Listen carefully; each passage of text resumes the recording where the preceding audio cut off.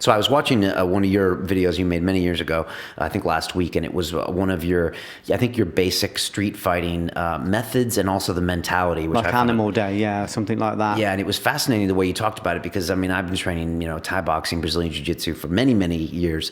And in a controlled environment, I have a certain way of reacting. But I'm not expecting a groin kick. No. And I'm not expecting what you said, which is somebody's mate punching me in the head while I'm on the ground with someone else. Or you made a great observation. Someone walking down the streets might kick you in the head. Yeah, happens all the time. Even if you're mounted on someone else. And so I could just see everything I learned in martial arts would actually probably hurt me in a street fight. Give me a false sense of confidence. I would think, oh, I've got him down on the ground in a choke. I'm winning. When in fact I wasn't. But I wonder if you could just talk a bit more about that. Yeah, well, it's, again, that was me.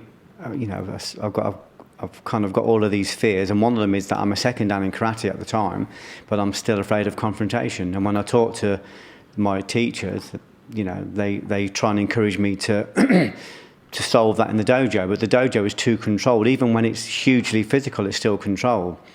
They didn't talk about the pre-fight, the in-fight, the post-fight, the adrenal dump. Yeah. They didn't talk about the fact that someone's going to stand in front of me and say, I don't give a fuck that you're a black belt, because I'm going to find out where you live. I'm going to come around your house when you're having tea with your mum. I'm going to bite your nose off and spit it down your fucking throat. So I don't give a fuck about your second dan. And that terror of this guy not caring, he might not be able to fight the tide in the bath, but that immediate confrontation of posturing, it triggers the flight instinct in us. And the flight instinct is so powerful that I've watched legends run away from fights and bottle it in real fights. Because that's the opposite of the spirit of a martial arts dojo. I mean, a martial arts dojo is all about respect. No one would have said a tenth of that in a martial arts dojo. No. So in a way, it doesn't really prepare you for the street, does it? So we prepared people by dealing with the most difficult thing, which was posturing and the reality of a real situation, which is close range. Maybe you've got 18 inches because all situations are very close and they start very close. Preemption is the only constant.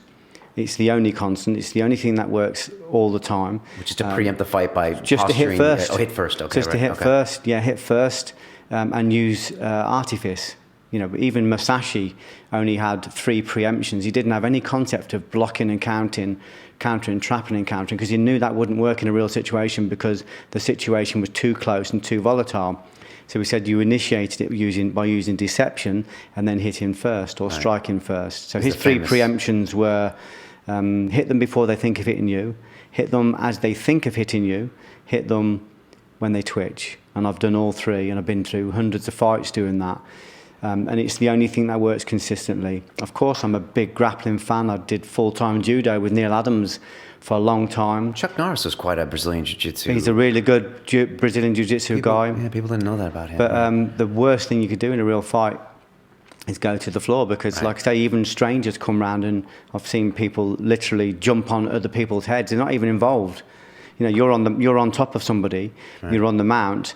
Someone walking past from the chip shop just presumes that you're the bully because you're on top, and you get you get your jaw broke, or you get hoofed in the head, and then loads of other people join in, or you get stabbed. I've seen loads of people stabbed by the girlfriends, by the mothers, I remember getting into a situation with a guy once.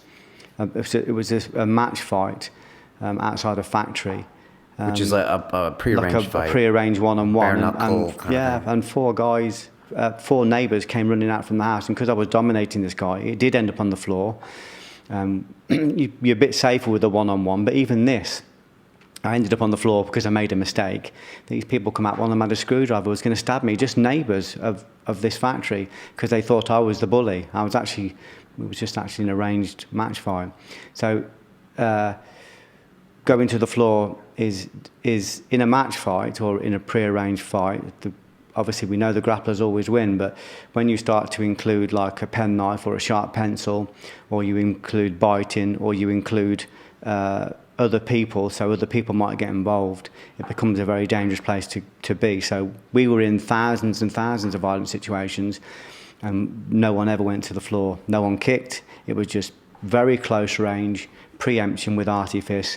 Is part of the preemption being vocal and projecting a real dominant thing? I saw a little bit of that. Depending, yeah, that's the posturing. So if you didn't want to be physical and you wanted to solve the situation without being physical, you would posture. Okay. So you would create a gap by striking them, by pushing them back, create a gap.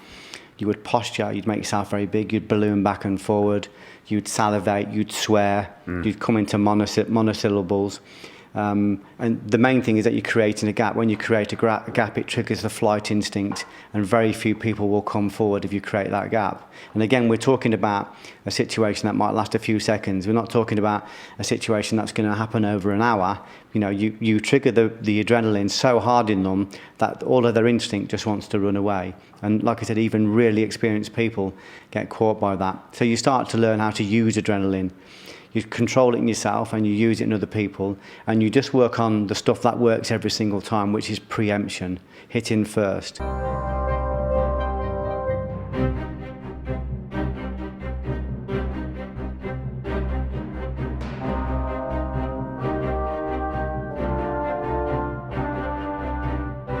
This week on London Real, we have astrophysicist Neil deGrasse Tyson.